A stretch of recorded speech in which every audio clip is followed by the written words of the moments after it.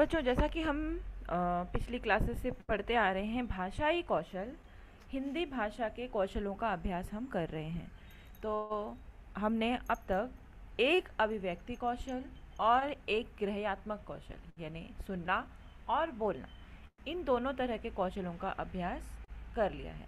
अब आज की क्लास में हम अपना तीसरा कौशल यानी पठन कौशल, इसके संबंध में अभ्यास करेंगे और इसके संबंध में जानकारी प्राप्त करेंगे। साथ ही साथ अपना मूल्यांकन खुद करते हुए चलेंगे कि हमने कितने स्तर तक या हम कितने स्तर तक पठन में सक्षम अब तक हैं। ठीक है, तो जैसा कि मैंने आपको बताया, हमारा आज का कौशल है पठन कौशल। तो आज के कौशल से जो आपकी शुरुआत होती है, यानी अब तक हमने जो दो कौशलों की बात की, यानी सुनना और बोलना, वो केवल मौखिक रूप के ही कौशल थे। यानी जैसा कि मैंने आपको बताया था पिछली क्लास में कि अगर कोई अशिक्षित व्यक्ति है तो भी वो सुनना और बोलना, इन दोनों माध्यमों से अपने आप में ज्ञान को अर्जित कर सकता है। लेकिन आज का जो कौशल है पठन कौशल, और अंतिम जो हमारा कौशल है लेखन कौशल, इन दोनों कौशलों के माध्यम से ज्ञान अर्जित करना और अपने विचारों की अभिव्यक्ति करना केवल वही कर पाते हैं जो शिक्षित हैं। तो आज का कौशल जो है वो आपके शिक्षा से संबंधित है। ये आपके स्कूल का जो आपका स्कूल का जो पीरियड है उसके लिए ये पठन कौशल और लेखन कौशल ये बहुत ज़्यादा महत्वपूर्ण है।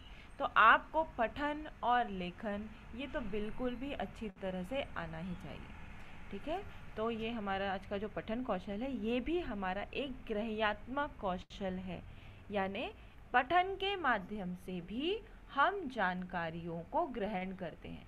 अब वो पठन यानी पढ़ना जो है वो हम कहीं से भी कर सकते हैं। न्यूज़पेपर से पढ़कर जानकारियाँ ग्रहण करते हैं, या फिर मैगजीन्स पढ़कर जानकारियाँ इकट्ठी करते हैं, या आप इंटरनेट से अंतर्जाल से पढ़कर कुछ जानकारियाँ इकट्ठी करते हो, या किताबें पढ़कर जानकारियाँ इकट्ठी करते हो।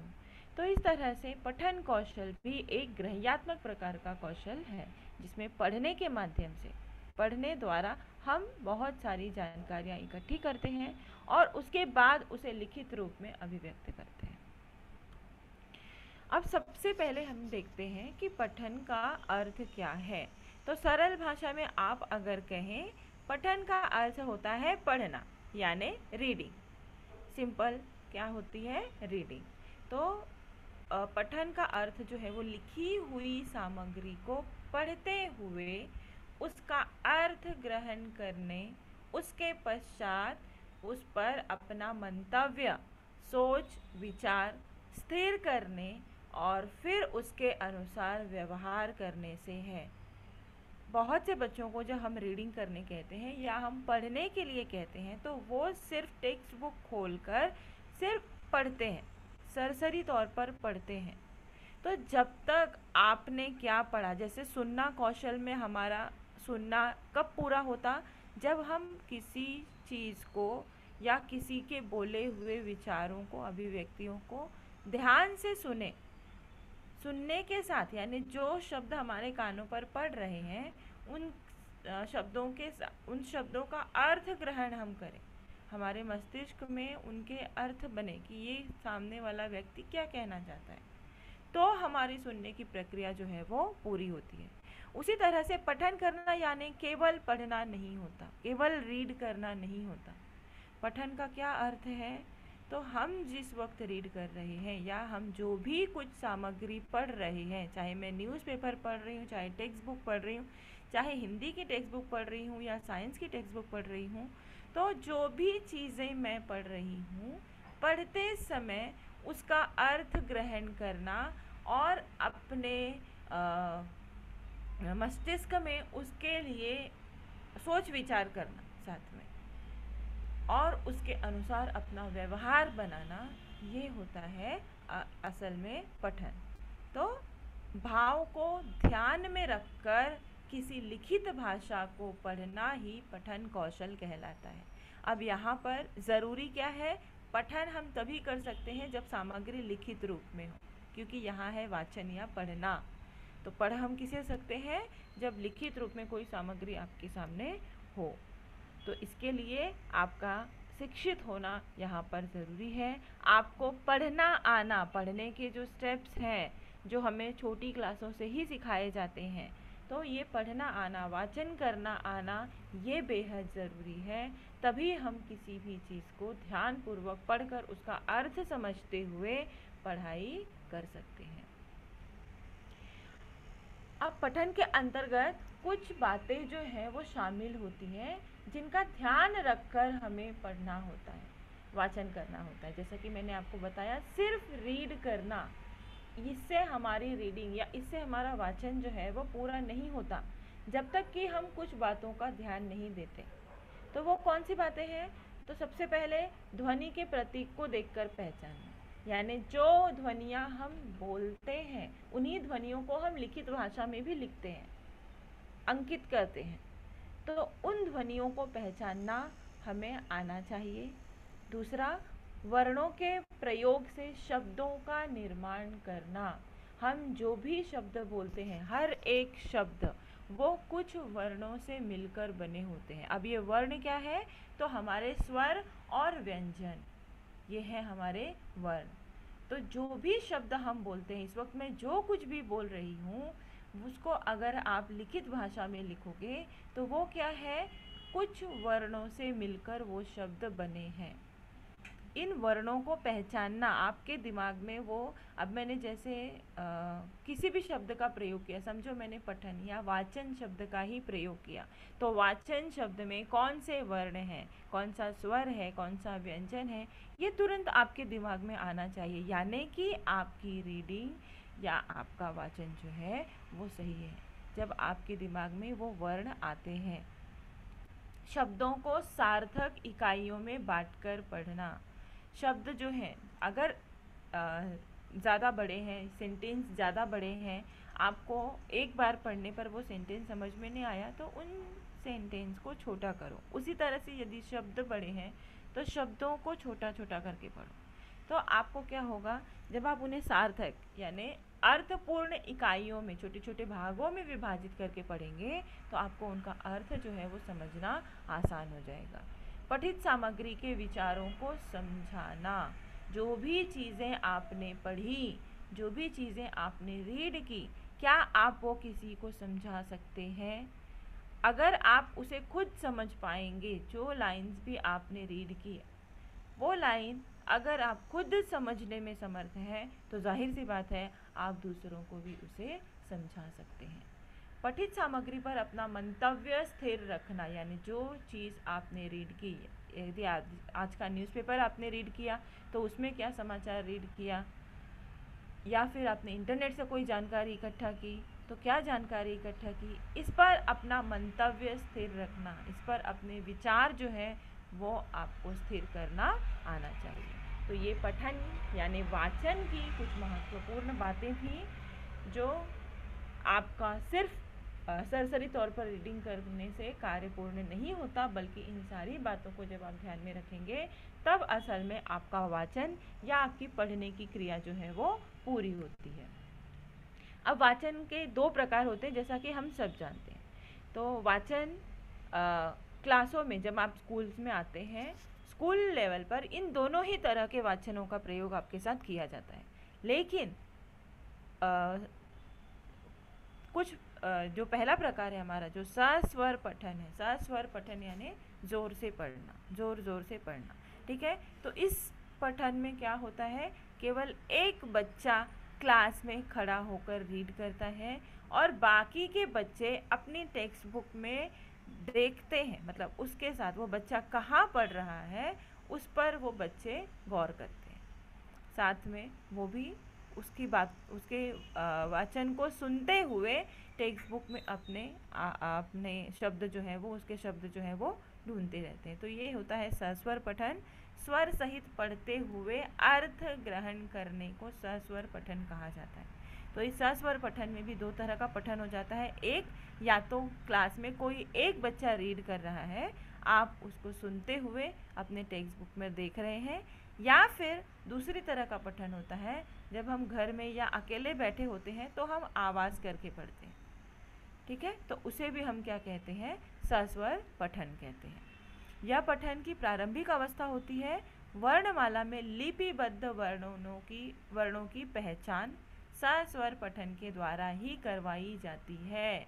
जब आप छोटी क्लास में होते हैं तो आपको वर्ण जो पहचानना होता है, क्लास में शिक्षक जब रीड करवाता है तो उस समय वो सारे बच्चों को एक साथ सस्वर पठन करने के लिए कहता है। सस्वर पठन भावानुकूल करना चाहिए। इस प्रक्रिया से आत्मविश्वास का विकास होता है। सस्वर पठन के माध्यम से की गई अशुद्धियों की भी जानकारी हो जाती है। सस्वर पठन के माध्यम से आरोह अवरोह, बल, उतान अनुतान, गति यति का भी अभ्यास हो जाता है। अब जैसे कि क्लास में मैंने बताया कि किसी एक बच्चे को टीचर खड़े करती है, वो रीड करता है, बाकी बच्चे उसे सुनते हैं और अपनी टेक्स्ट बुक में नज़र रखते हैं कि वो बच्चा कहाँ पढ़ रहा है। तो इस सस्वर पठन का क्या उपयोग होता है, तो टीचर को ये समझ में आता है कि बच्चा किस स्पीड से पढ़ सकता है, या फिर वो पढ़ने के जो नियम होते हैं, जैसे आरोह अवरोह, उतार चढ़ाव, कहाँ पर रुकना है, कहाँ ज़्यादा जोर देना है, कौन से भाव के साथ पढ़ना है, तो ये चीज़ें जो है वो शिक्षक के समझ में आती हैं।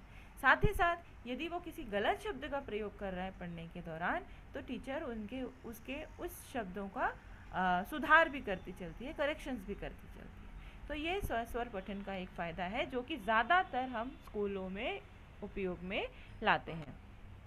दूसरा हमारा वाचन का प्रकार है या पठन का प्रकार है मौन वाचन।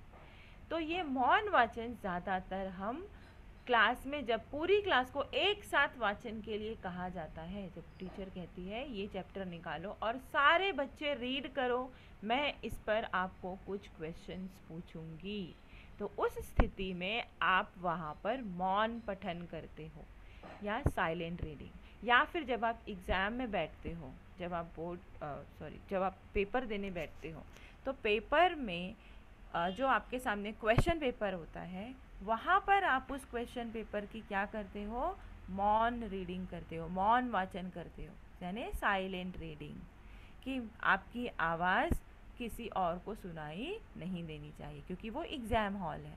उसी तरह से लाइब्रेरी में भी जब हम रीडिंग करते हैं तो वो कौन सी रीडिंग होती है, मौन वाचन होता है, साइलेंट रीडिंग होती है। तो मौन पठन के द्वारा हम गहराई से अर्थ ग्रहण करते हुए चिंतन मनन करते हैं। हम उसका अर्थ जो है वो गहराई से ग्रहण करते हैं। जैसा कि मैंने आपको सबसे सही उदाहरण दिया परीक्षा का। परीक्षा में हम क्या करते हैं, मौन रीडिंग करते हैं, मौन वाचन करते हैं क्वेश्चन पेपर का या पैसेज का, क्योंकि उसको पढ़कर हमें क्या करना है, उसका उत्तर देना है। तो अगर मैं चिल्ला कर पढ़ूंगी तो सबसे पहली बात कि दूसरे भी डिस्टर्ब होंगे, और जब मैं ज़ोर से आवाज़ करके पढ़ूंगी तो मेरा भी ध्यान जो है वो बटेगा। तो इसलिए हमें वहाँ पर क्या करते हैं, मौन पठन, जिससे हमें चिंतन मनन करना उस पर आसान हो जाता है। उस समय हमारा सारा ध्यान पाठ्य वस्तु में निहित विचार पर ही होता है। जब भी हम मौन रीडिंग करते हैं, मौन वाचन करते हैं, तो हमारा सारा ध्यान उस चीज़ पर केंद्रित होता है। अतः हम एकाग्रचित होकर उसका विश्लेषण करते हैं, मूल्यांकन करते हैं और उसके प्रति अपनी मानसिक प्रतिक्रिया भी करते रहते हैं। जब हम मौन रीडिंग करते हैं, आप आज भी एक छोटा सा प्रयोग, साइंस में हम कहते हैं ना प्रैक्टिकल प्रयोग, अपने साथ करके देख सकते हो। आज आप कोई भी एक टेक्स्ट बुक का कोई भी एक लेसन उठाओ, पहले उसको ज़ोर से पढ़ लो, यानी सस्वर पाठन करो उस चीज़ का, और दूसरी बार में उसे मौन वाचन करो। आप खुद समझ जाएंगे कि जब हम सस्वर पठन करते हैं तो हमारा दिमाग जो है, शुरू की 2-4 लाइंस में हम अपने दिमाग को में वो चीज़ें डालते हैं, हमारे दिमाग में वो चीज़ें जाती हैं, लेकिन 2-4 लाइन या 8-10 लाइंस के बाद में हमारा दिमाग उस चीज़ को अर्थ ग्रहण करना जो है वो छोड़ देता है और हम सिर्फ रीडिंग पर ध्यान देते हैं, सिर्फ हम रीड करते चले जाते हैं। तो बाकी की जो लाइंस हमने रीड की उसका अर्थ हमारे दिमाग तक नहीं पहुंचता, कई बार ऐसा होता है। और दूसरी बार आप कीजिए मौन वाचन।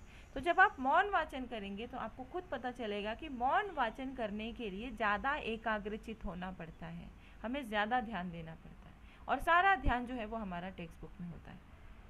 तो इस तरह से हम जो भी चीज़ें पढ़ते हैं वो ज़्यादा मात्रा में, पहली बार की अपेक्षा दूसरी बार जब हम मौन वाचन करेंगे तो उसमें ज़्यादा मात्रा में हमारा मस्तिष्क जो है वो ज्ञान को ग्रहण करता है। तो ये छोटा सा प्रयोग आज आप अपने साथ करके देख सकते हैं। इसलिए किसी भी चीज़ का सस्वर वाचन और मौन वाचन दोनों ही ज़रूरी है। क्लास में जब आपसे करवाया जाए सस्वर वाचन, वहाँ आपको सस्वर वाचन करना है। मौन पठन आपको अपने लिए करना है। जब टीचर का पाठ पढ़ाकर हो जाता है, उसके बाद अपने को अधिक जानकारी ग्रहण करने के लिए आपको उसी पाठ का फिर से मौन वाचन करना है। चिंतन और प्रतिक्रिया से हमारे दृष्टिकोण में स्पष्टता आती है, हमारे अनुभव जगत तथा विचार क्षेत्र का विस्तार होता है। अवकाश के क्षणों में मनोरंजक सामग्री को पढ़कर आनंद लेने में मौन पठन बहुत सहायक होता है। उपासक और नाटक जैसी बृहदाकार रचनाओं को पढ़ते समय शायद ही कोई सस्वर पठन करता होगा। जब हम बड़ी चीज़ें पढ़ते हैं, जैसे उपन्यास पढ़ते हैं या नाटक पढ़ते हैं, जो कि पूरी एक बुक होती है एक विषय पर, तो उसे हम उसे मौन वाचन के द्वारा ही उसका पठन करते हैं। हम उसे सस्वर पठन नहीं करते। पुस्तकालय तथा सार्वजनिक स्थानों पर जहाँ जोर से बोलना वर्जित होता है, मौन पठन का व्यवहारिक महत्व और भी बढ़ जाता है। लेकिन ये मौन पठन कब आपको करने आएगा? जब आपका सस्वर पठन अच्छा होगा। यानी अगर आप सस्वर यानी आप जोर से वाचन अच्छी तरह से कर पाते हैं, पूरे लय के साथ कर पाते हैं, आरोह अवरोह के साथ कर पाते हैं, हर एक शब्द, हर एक वर्ण, हर एक मात्रा को पहचान पाते हैं, तो ही आप ये मौन पठन कर पाएंगे। ठीक है, तो ये हमारे वाचन के दो प्रकार थे। पहला था सस्वर वाचन, दूसरा मौन वाचन। इन दोनों ही प्रकार के मौन वाचनों का प्रयोग हम अपने स्कूल लेवल पर हर रोज करते हैं। अब हम आते हैं अपनी पठन की शिक्षण विधियों पर, यानी कौन कौन सी विधियों के माध्यम से हमें ये पठन या वाचन करना या पढ़ना सिखाया जाता है। अब ये विधियां जो है, ये क्योंकि इसमें से सारी विधि पढ़ना हम सीख चुके हैं, हम 9th स्टैंडर्ड में, 9वीं कक्षा में हैं, तो आपसे क्या उम्मीद की जाती है कि अब तक आप अच्छी तरह से सब कुछ पढ़ना सीख चुके हैं। लेकिन फिर भी कुछ बच्चे ऐसे होते हैं, या ज़्यादातर मात्रा में बच्चे ऐसे होते हैं, जो उस तरह से रीडिंग या वाचन नहीं कर पाते जैसा कि 9वीं कक्षा के अनुसार उन्हें करना आना चाहिए। तो यहाँ पर उनमें कौन सी कमियाँ हैं, या यदि आप अच्छी तरह से वाचन नहीं कर पा रहे हैं, तो आज आप अगर ये स्लाइड देख रही, जो शिक्षण विधियाँ मैं दिखा रही हूँ, यहाँ से आप अपना खुद मूल्यांकन कर सकते हैं कि क्या आप पहली विधि में सक्षम हैं, पहली विधि जो मैंने आपको दिखाई, या दूसरी विधि जो मैं आपको समझाऊंगी, या तीसरी विधि, तो आप कहाँ तक, कौन सी विधि तक आप स्मूथली वाचन कर पा रहे हैं। यहाँ से आप अपना मूल्यांकन भी कर सकते हैं। तो पठन की जो शिक्षण विधियाँ हैं वो कौन कौन सी है? सबसे पहले है वर्ण विधि, उसके बाद शब्द विधि, उसके बाद वाक्य विधि, फिर ध्वनि साम्य विधि, और फिर कविता विधि। ये 4-5 तरह की विधियां हैं जब हमें वाचन करना सिखाया जाता है। तो जिन्हें वाचन आता है उन्होंने भी इसी तरह से ये विधियां वाचन करना या पढ़ना सीखा हुआ है, और जिन्हें अभी भी प्रॉपर या पूरा अच्छी तरीके से वाचन करना नहीं आता, उन्हें भी यही विधियां कामगार हैं। उन्हें इसी विधियों के माध्यम से अपने वाचन को सुधारने का प्रयास करना चाहिए। अभी क्योंकि हम ऑनलाइन हैं, तो हम मतलब मुझे पता नहीं चल सकता कि आप में से कितने बच्चे जो हैं वो इन हर एक विधियों में सक्षम हैं, या कितने बच्चे केवल पहली या तीसरी विधि तक पढ़ पाते हैं। तो ये हम कब पता कर पाते हैं? जब आप कक्षा में आप आमने सामने होते हैं। लेकिन अगर आपको अपना मूल्यांकन करना है तो आप खुद भी इन विधियों का प्रयोग करके अपने आप की जांच कर सकते हैं और अपना वाचन अच्छा बना सकते हैं इन्हीं विधियों का प्रयोग करके। ठीक है, तो सबसे पहले हम आते हैं अपनी वर्ण विधि पर। तो अब ये वर्ण विधि क्या है? वर्ण यानी मैंने आपको बताया, वर्ण विधि होती है स्वर और व्यंजन, जिसे हम हिंदी के अक्षर कहते हैं। हिंदी के अक्षरों को दो भागों में बांटा जाता है, स्वर और व्यंजनों में। तो इस वर्ण विधि के माध्यम से शिक्षक एक एक वर्ण को श्याम पट पर लिखकर उसका उच्चारण करता है।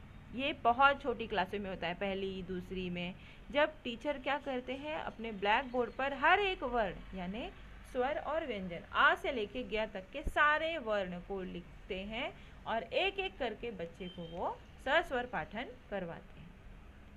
छात्र श्याम पट पर लिखी या पुस्तक में प्रकाशित वर्ण की आकृति को देखते हैं और शिक्षक का अनुकरण करते हुए वर्ण का उच्चारण करते हैं। यानी बच्चे वो जो टीचर कह रहा है, जिस अक्षर को दिखा रहा है, उसके साथ जो टीचर बोल रहा है उसका अनुकरण करते हैं। इसमें छात्र क्रमानुसार वर्ण का ज्ञान प्राप्त करते हैं। इस विधि में सबसे पहले स्वर, फिर व्यंजन और उसके बाद मात्राओं तथा शब्दों को पढ़ना सिखाया जाता है।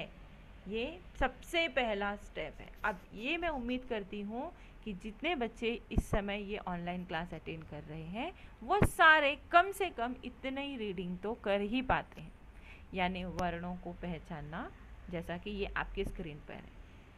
तो उम्मीद करती हूँ जितने भी बच्चे हैं वो सब इस चीज़ को पढ़ पा रहे हैं, इन अक्षरों को पहचान पा रहे हैं।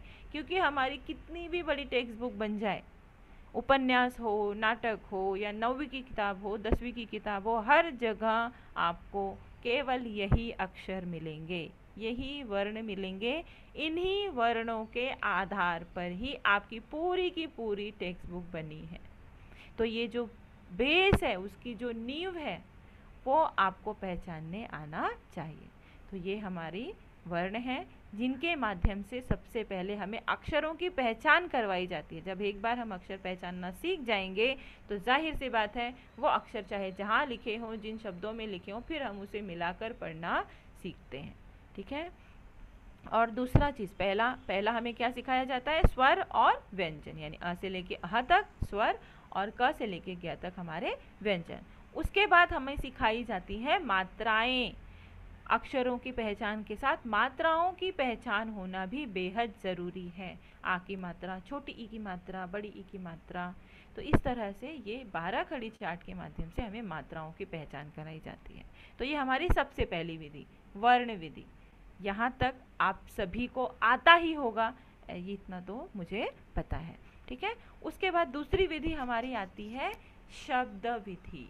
अब यहाँ पर अभी तक हमने क्या किया? सारे अक्षरों को अलग अलग करके पढ़ना सीखा, उनकी पहचान सीखी कि किस अक्षर को क्या नाम है, ये उन्हें पहचानना हम सीख गए। मात्राएं पहचानना हम सीख गए। मात्राओं के साथ उन वर्णों का उच्चारण कैसे होता है, जैसे क में अगर आ की मात्रा लगा दी गई तो वो क्या कहलाता है? वो क नहीं रह जाता, फिर वो का हो जाता है। उसी तरह अगर इसमें ऊ की मात्रा लगा दी जाए तो वो कू बन जाता है। तो इस तरह से हर एक अक्षर में मात्राओं के साथ उसका नया उच्चारण भी हम अब तक सीख लिए। अब हमारे पास आती है शब्द विधि कि उन अलग अलग अक्षरों को जोड़कर जो शब्द बने हैं उसे पढ़ना आना। इस विधि में प्रारंभ से ही बच्चों को शब्दों का परिचय कराया जाता है। इसके बाद उस शब्द में विद्यमान वर्णों का ज्ञान कराया जाता है। शब्दों का ज्ञान कराने के लिए चित्रों की सहायता ली जाती है। अध्यापक चित्र दिखाकर चित्र के नीचे लिखे उसके नाम को उच्चारण करता है तथा छात्र उसका अनुकरण करते हैं। इस विधि में क्रमबद्ध तरीके से स्वरों एवं व्यंजनों का ज्ञान दिया जाता है। यह एक मनोवैज्ञानिक, आकर्षक और रोचक विधि है। इस विधि में पूर्ण से अंश की ओर, ज्ञात से अज्ञात की ओर तथा सरल से कठिन की ओर आदि शिक्षण सूत्रों का पालन किया जाता है। अब यहाँ पर ये बहुत छोटी क्लास में प्रयोग किया जाता है, यानी सेकेंड और थर्ड स्टैंडर्ड में। यहाँ पर आपको क्या किया जाता है? कुछ शब्द दिए जाते हैं और वो शब्द चित्र के माध्यम से होते हैं। जैसे अनार का चित्र दिया होता है और नीचे लिखा होता है अनार। ठीक है। बोर्ड पर शिक्षक वो अनार शब्द लिख देता है। अब उस अनार शब्द में कौन कौन से वर्ण हैं ये पहचानने के लिए आपको कहा जाता है। ठीक है। या फिर दूसरी तरीके से अगर आप इस शब्द विधि का प्रयोग करते हैं तो वहाँ पर अलग अलग, जैसे अनार के तीनों वर्ण अलग अलग लिख दिए जाते हैं। अ, थोड़ी दूर पे ना, थोड़ी दूर पे र। अब उसे आपको मिलाकर पढ़ने के लिए कहा जाता है अ ना र, अनार। ठीक है। तो इस तरह से आप क्या करते हैं, शब्दों को पढ़ना सीखते हैं वर्णों के माध्यम से। और ये शब्द मुझे बनाने, शब्द पढ़ने मुझे कब आएंगे, जब मैं वर्णों की पहचान अच्छी तरीके से जानती हूँ। तो यहाँ पर आपका दूसरा स्टेप, जहाँ पे आपको अपना मूल्यांकन करना है कि क्या मैं हर एक शब्द को पढ़ पा रहा हूँ। अब जैसे यहाँ पर आपको एक दिखाया गया है उदाहरण के लिए कि ज और ग ये बिना मात्रा वाले शब्द हैं। सबसे पहले छोटी क्लास में आपको शुरुआत में बिना मात्रा वाले शब्द ही पढ़ने सिखाए जाते हैं। उसके बाद जैसे जैसे हम आगे बढ़ते जाते हैं साथ में मात्राएं लग जाती हैं। तो यहाँ पर कुछ शब्द हैं, आप अपने मन में एक बार पढ़कर देखिए कि क्या ये सारे शब्द आप पढ़ पा रहे हैं। वर्ण तो जाहिर सी बात है, मुझे पता है आप सभी को पढ़ने आए होंगे, उतनी पहचान तो आप सबको करने आई ही होगी। यहाँ पर दूसरा हमारा जो स्टेज है वो है शब्द का। तो क्या ये सारे शब्द आपको पढ़ने आए? अगर आए तो यानी वेरी गुड, आप शब्दों को पहचानने में या वर्णों को मिलाकर जो शब्द बनते हैं उन्हें पढ़ने में भी सक्षम हैं। ठीक है। तो इस तरह से आपको शब्द विधि के द्वारा भी वाचन सिखाया जाता है। तीसरी विधि है हमारी वाक्य विधि। अब जब हमने एक अक्षर, पहले हमने अक्षर पहचानना सीखा, यानी वर्ण पहचानने सीखे, वर्ण के माध्यम से हमने शब्द को पढ़ना सीखा, वर्णों को मिला मिलाकर हमने शब्दों का वाचन करना सीखा। अब इन शब्दों को मिलाकर हम किसका वाचन करना सीखेंगे? वाक्य का। तो वाक्य में बहुत सारे शब्द होते हैं, एक शब्द में बहुत सारे वर्ण होते हैं, या 2 से 3 या 3 से 4 वर्ण होते हैं, उनसे एक शब्द बनता है। जब हम 2, 4 या 8, 10 शब्दों का प्रयोग करते हैं तो फिर वो एक वाक्य बनता है। तो यदि आपको शब्द पढ़ना आ गया अच्छी तरह से बिना रुके तो आपको वाक्य पढ़ना भी आ जाएगा।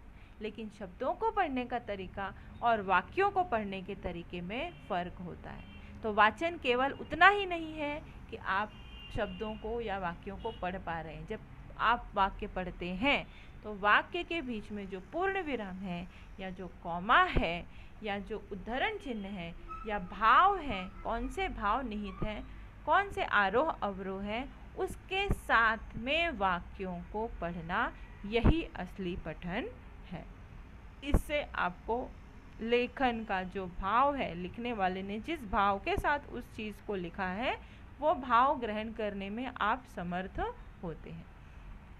तो वाक्य विधि शब्द विधि का ही विस्तार है।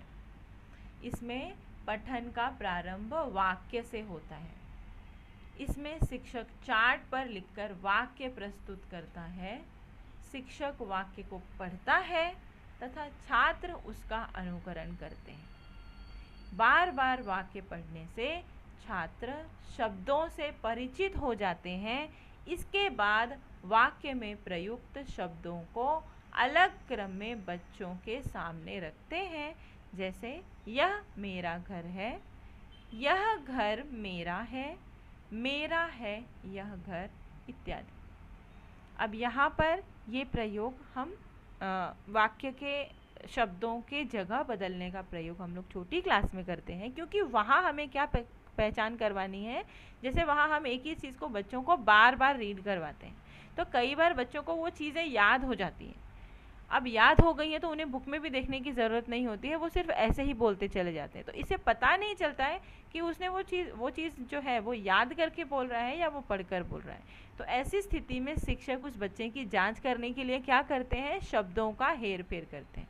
वाक्य में शब्दों की जगह जो है वो परिवर्तित कर देते हैं, जिससे समझ में आता है कि उस बच्चे को वो शब्द पहचानना आया है या केवल वो वाक्य उसे याद हो गया है, इसलिए वो उन वाक्यों को सरसरी तौर पर पढ़ पा रहा है। ठीक है।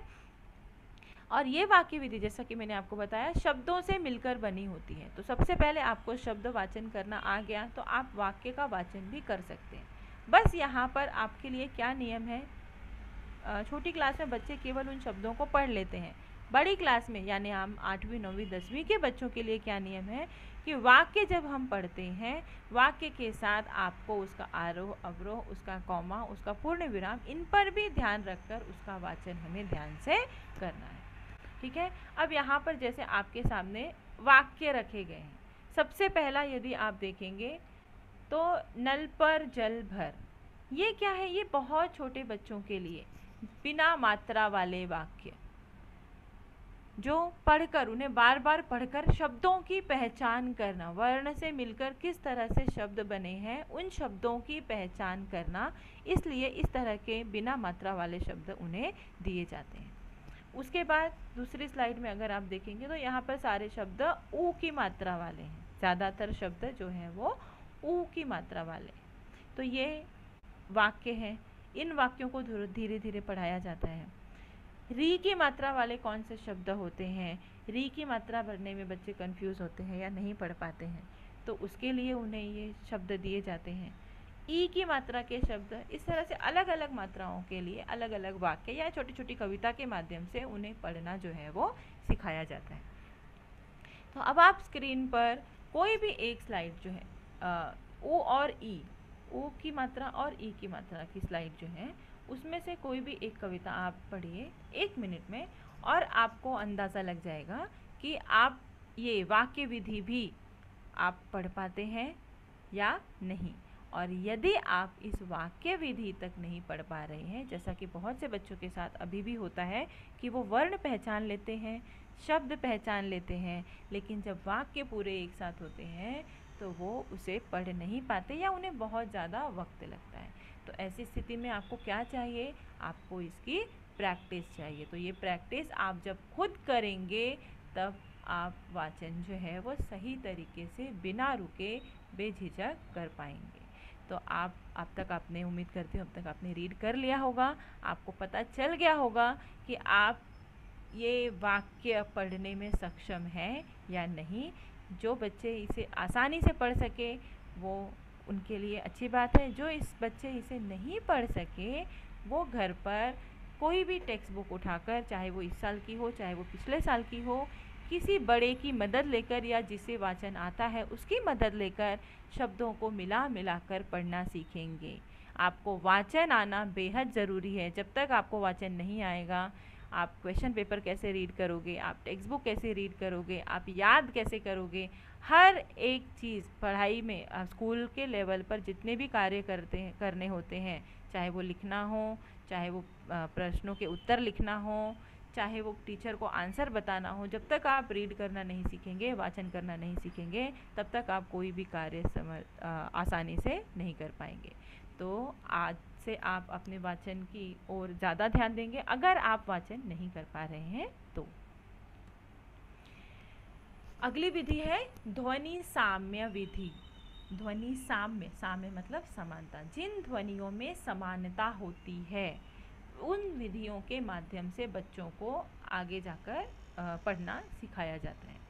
तो ध्वनि साम्य विधि में बालकों के सामने वे ही शब्द रखे जाते हैं जिनकी ध्वनियों में समानता होती है। जैसे समान ध्वनि के शब्दों को एक साथ पढ़ाया जाता है, जैसे कल, चल, छल, पल, फल, नल, बल, हल।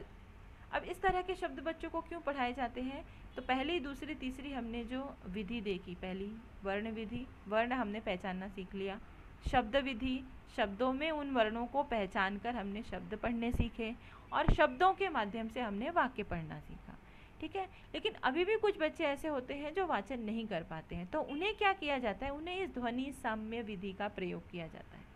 इस ध्वनि साम्य विधि में जो दूसरा अक्षर होता है वो ज़्यादातर सेम होता है, यानी जो यहाँ पर आप जितने भी शब्द लिखे थे उदाहरण में कल, चल, छल, इसका आप दूसरा अक्षर देखेंगे तो सब में वो ल है, यानी ल पहचानना सीख गया बच्चा कि अंत में, इन सभी शब्दों के अंत में ल है। तो इस माध्यम से, इसकी सहायता से वो बच्चा ल को पहचानना सीख जाएगा, और इसका पहला जो अक्षर चेंज हो रहा है, जो पहला अक्षर, पहला वर्ण जो बदल रहा है, उसे वो हर बार नया नया सीखेगा। तो इस तरह से ध्वनि साम्य विधि के माध्यम से भी वाचन बच्चों को सिखाया जाता है ताकि वो अक्षरों की या शब्दों की पहचान और अच्छी तरह से रख सकें। इस विधि में एक ही वर्ण का बार बार उच्चारण करने से ध्वनियों का पर्याप्त अभ्यास हो जाता है। अब ये ध्वनि साम्य विधि के शब्दों के कुछ उदाहरण हैं।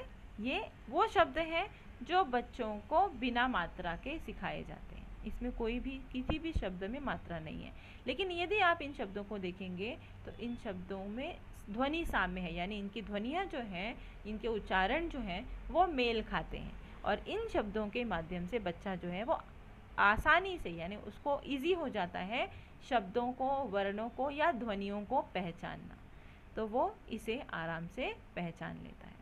ये हमारी ध्वनि साम्य विधि यानी चौथी विधि। अब आखिरी विधि है हमारी कविता विधि।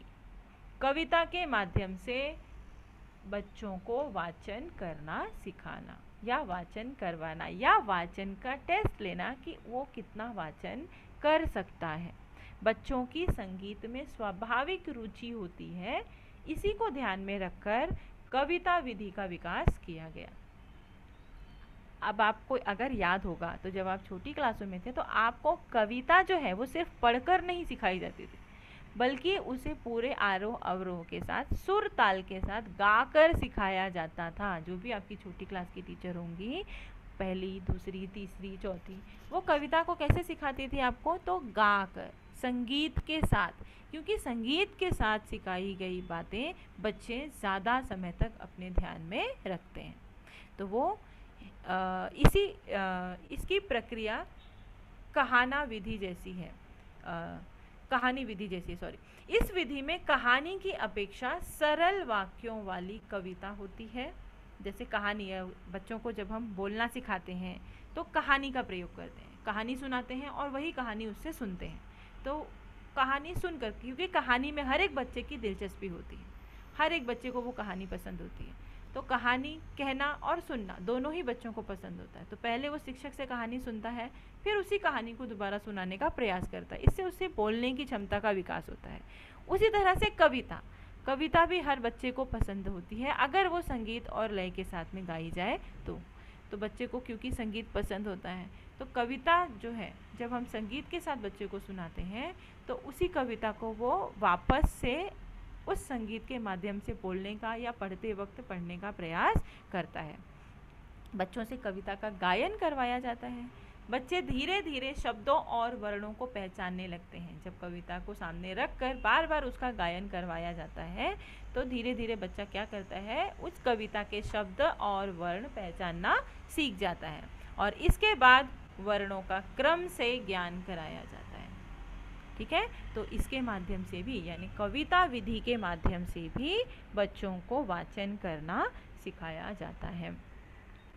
अब ये कविता यदि बच्चा पढ़ने में सक्षम है, यानी ये हमारा आखिरी स्टेप, यदि कविता पढ़ने में बच्चा सक्षम है, पूरी कविता पढ़ पा रहा है बिना रुके, बिना गलत किए, यानी यहाँ पर उसका वाचन जो है अब अच्छा हो चुका है। ठीक है, तो ये आपके सामने मैंने छोटी छोटी 4 लाइन्स की 2 कविता रखी है। 1 मिनट का समय लेकर आप ज़रा इसे पढ़कर देखिए कि क्या आप ये पूरी कविता सही तरीके से बिना गलती के या बिना रुके पढ़ पा रहे हैं। यदि आप इसे पढ़ पा रहे हैं तो आपकी वाचन विधि इस वक्त अच्छी है। ठीक है, और आपके सामने कोई भी पाठ दिया जाए या कोई भी विषय दिया जाए तो आप उसका वाचन जो है वो कर सकते हैं। सिर्फ 1 मिनट का समय लीजिए और आप इस कविता को पढ़कर देखिए।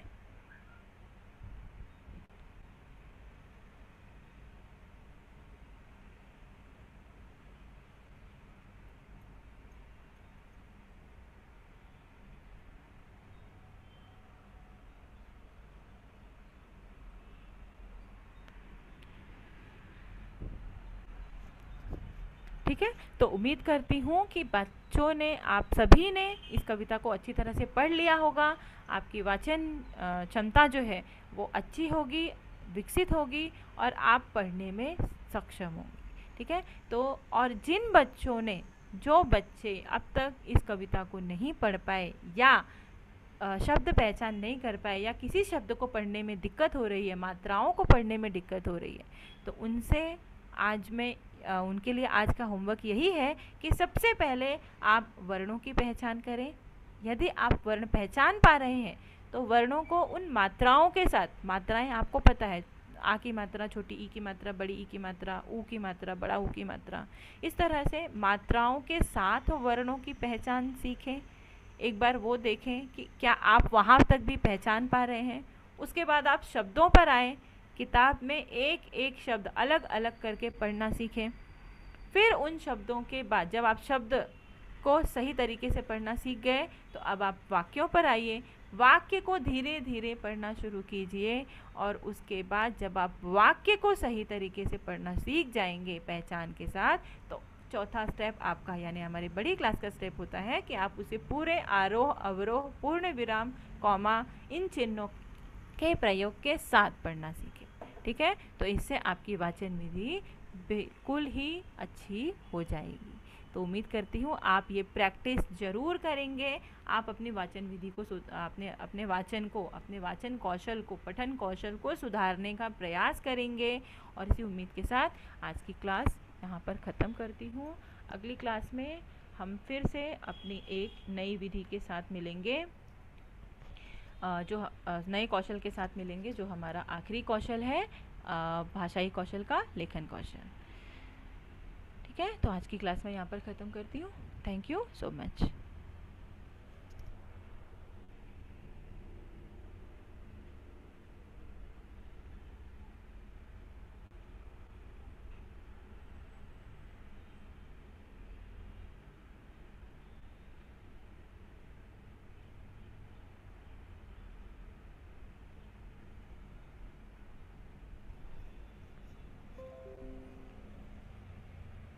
Hello Almas ma'am.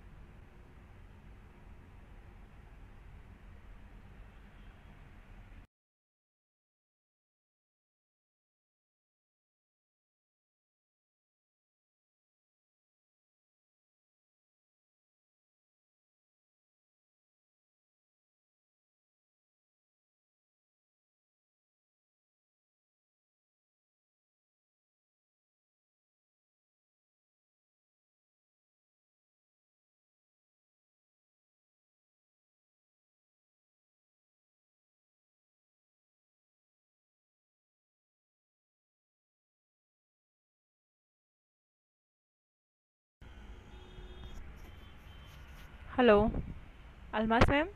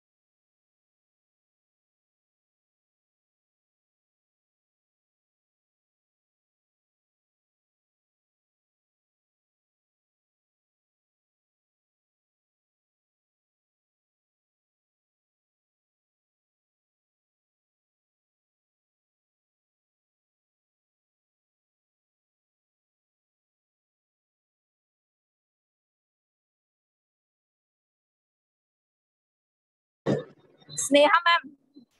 Yes, ma'am. Good morning. Good morning, ma'am. Vanita ma'am, thank you so much for your lecture.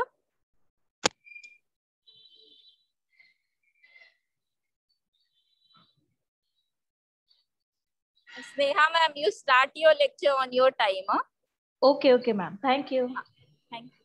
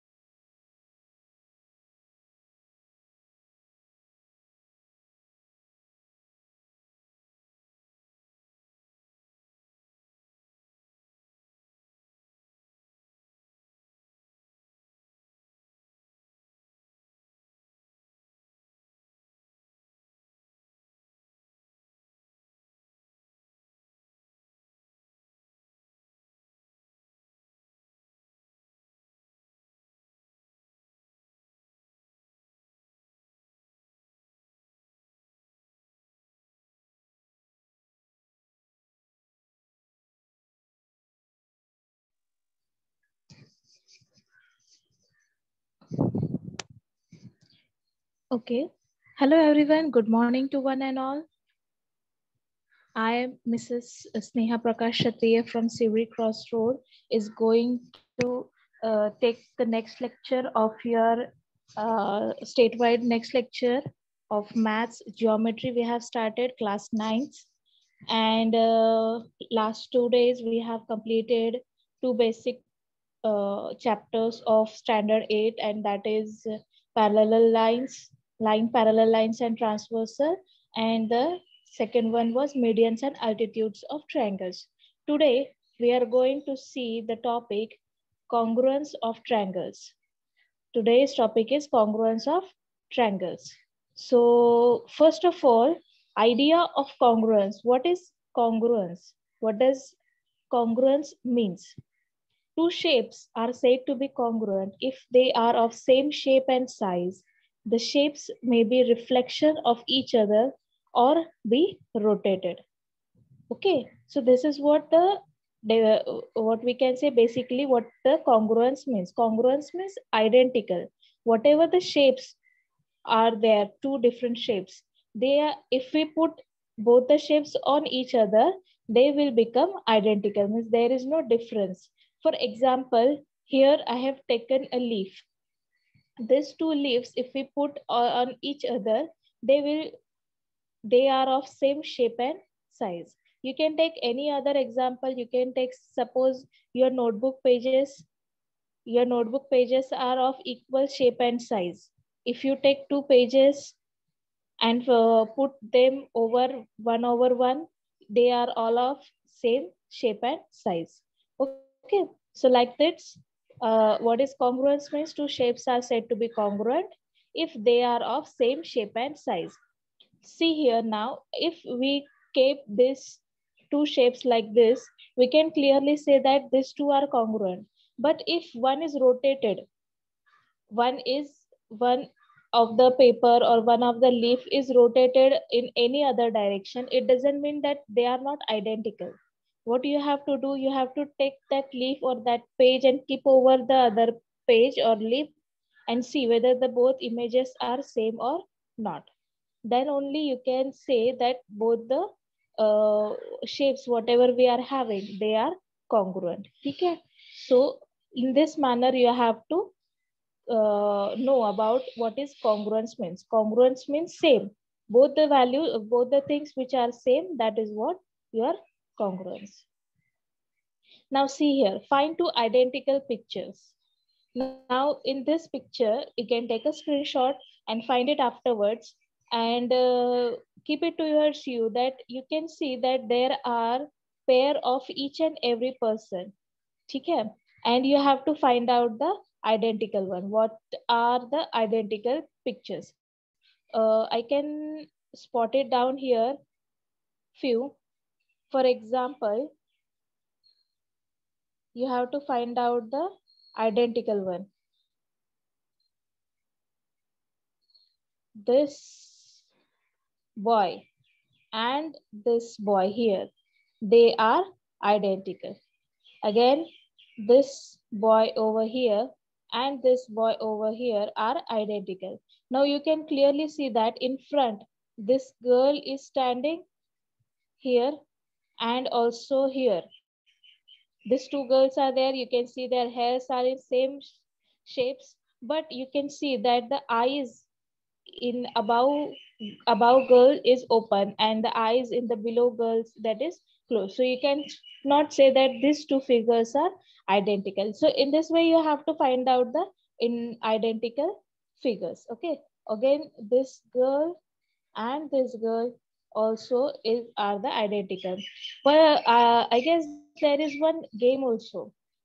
If you go and search to find out the identical uh, things and put in the box. Whatever the identical things are scattered down, from that you have to pick up the identical ones and put in the box, and you can score the points accordingly. So in this way, the basic concept of identical is okay. Congruence, that is called as congruence. Okay. Now we will move towards our point, that is congruence of triangle. That was a basic concept which I tried to explain you with the base of example. because whenever we take any example, it is better to understand the concept. It is the more convenient way to understand the concept. So I have taken a lot of real life examples so that you can understand that what is lines or parallel lines or median, altitudes, angles. And now here, today I have taught you about the identical, means congruence, how we can find out the congruence. Now that congruence we have to find in triangle. That was an example. Now here we are going to move our point, that is congruence of triangle. What is congruence of triangle? I told you congruence means identical. See, there I have darkened that sentence. Congruence means identical. Two triangles are said to be congruent if they have equal lengths of sides, equal angles, and equal areas. If placed on top of each other, they would cover each other exactly. What does it mean? That if we take two triangles, then it should have same shape, same size, same sides, same angles. And if they are placed on each other, I have told you about